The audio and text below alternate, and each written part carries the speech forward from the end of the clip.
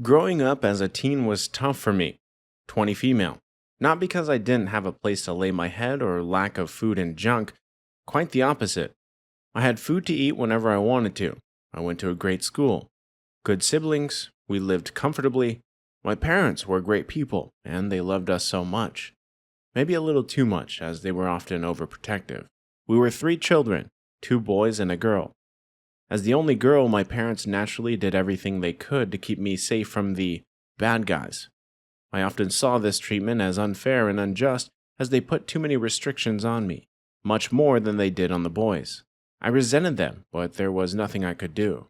While my friends gossiped about boys and the gifts they got from them or the party they were looking forward to, I had just the latest updates on the popular TV shows and the coolest songs. When I turned 20 years old, I decided to change that part of my life. As far as I was concerned, I wasn't a young, naive girl anymore. By that time, I had a boyfriend, 26 male, that I liked very much, and he was serious with me. He was clean, decent, and respectful.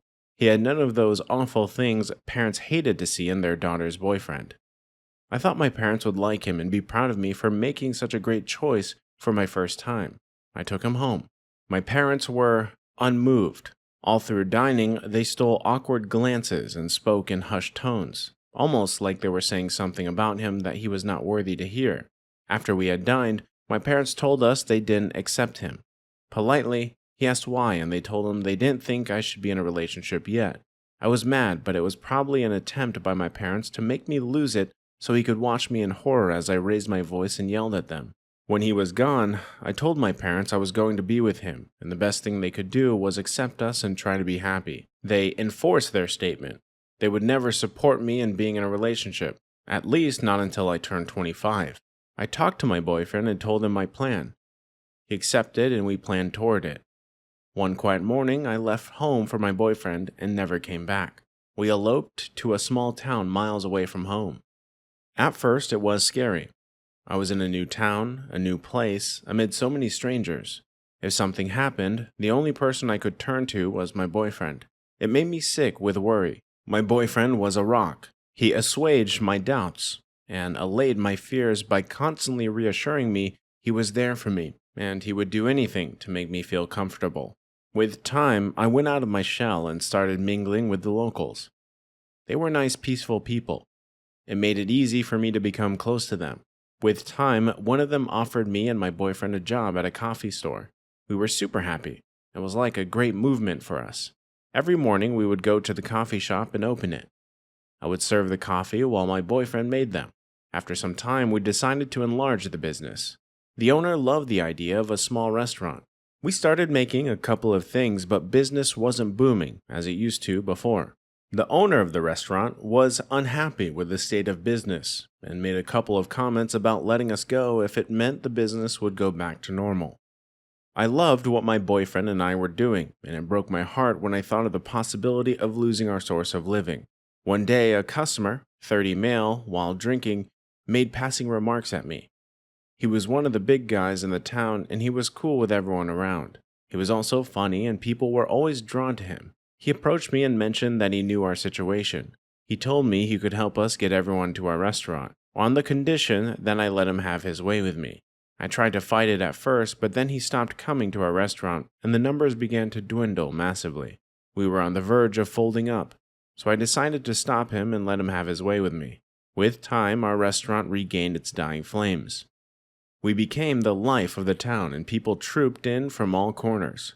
The business was going well, and the owner was now always smiling at us. Of course, every once in a while I had to succumb to the desires of our angel customer, but then it wasn't so bad anymore. Everything changed one evening. I had gone to serve him at his table, but he gently held back my hand and bit down on his lips. I knew he was flirting, but the moment was wrong and he had to stop. Fortunately, or should I say unfortunately for me, my boyfriend had come outside to get something.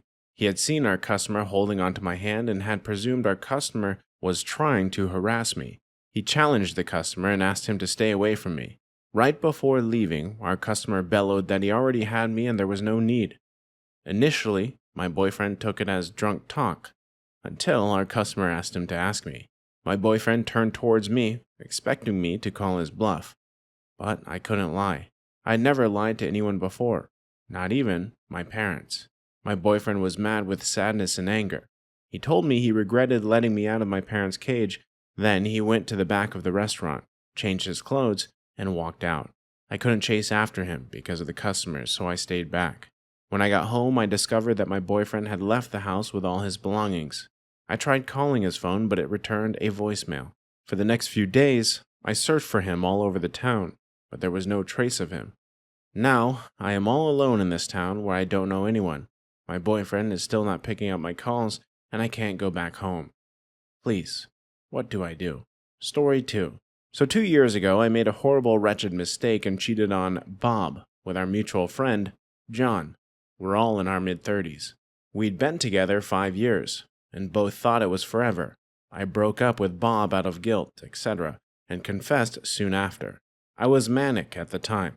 I'm bipolar. It's not an excuse, but I find it relevant. My mind was a wreck. I became obsessed with starting over in life, and John was a catalyst for this.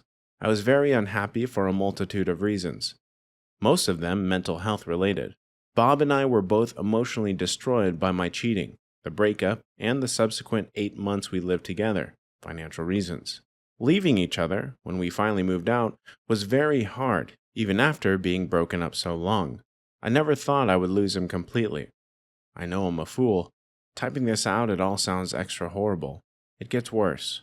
About 6 months after Bob and I split, I started seriously dating John. I was still living with Bob. John and I are still together. I think a large part of the reason I wanted to be with John is because I wanted to prove that my cheating wasn't for nothing, that I didn't destroy my relationship with Bob for just a worthless roll in the hay. But I did. I take all the blame, and I've had a hard time forgiving myself. I've never even entertained the notion of cheating. Ever. Not my style. I've surpassed a lot in trying to sweep everything under the rug mentally. Well, it keeps coming back. Bob is a wonderful man. We had a bond that seemed unbreakable. I miss having him as my partner and in my life. I miss his family. I miss it all. We were aligned on almost everything in life. There was so much value in our relationship, and I shit all over it. I have taken great strides to get my mental health in order. It's not perfect, but I'm much improved. This has given me clarity and the ability to really see my mistakes and all. I can see now how being manic affected my decision-making. Again, not an excuse. Blessing and a curse. Over the past few months, Bob's stopped speaking to me. We would casually text occasionally before that, though it dwindled as time went on. Now it's radio silence. We have pets together. Well, we did, and he didn't even reply to a text about them. If you couldn't already tell, I'm not happy with John. We have our issues, serious issues. Whatever, but mostly he's just not Bob. So now I feel guilty about these feelings because of John. More guilt. I can't get Bob out of my head. I've even been dreaming of him. I'm quite sad. In a perfect world, I know it's not, Bob and I would sort all this out and get back together. I'm afraid he hates me. I'm afraid the notion of maybe we'll find each other again one day is false. Edit. I still can't even wrap my head around the fact that I had the capacity to hurt someone, especially Bob, like this. The guilt is overwhelming and seemingly unforgivable. Can anyone offer any hope or help here? I haven't been able to move on, mentally or otherwise. I'm in therapy and this is often discussed to no avail. I feel like an awful, stupid, foolish, hurtful person. Comments.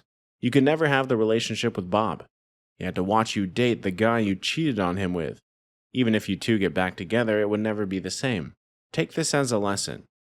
You're not going to end up with either of them. It's time to start over and move on. I'm going to argue that you still have work to do on your mental health if you're continuing your relationship with John while pinning over a relationship you chose to end 2 years ago. Please leave Bob alone. If he has finally been able to cut ties and move forward, he deserves that.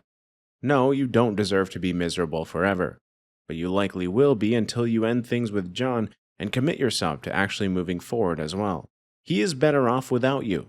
Please leave him alone. Cheating is not a mistake, it's a choice, one you made. If you are suffering now, it's self-inflicted. If he's moved on from you, great, good for him. Don't pollute his life again.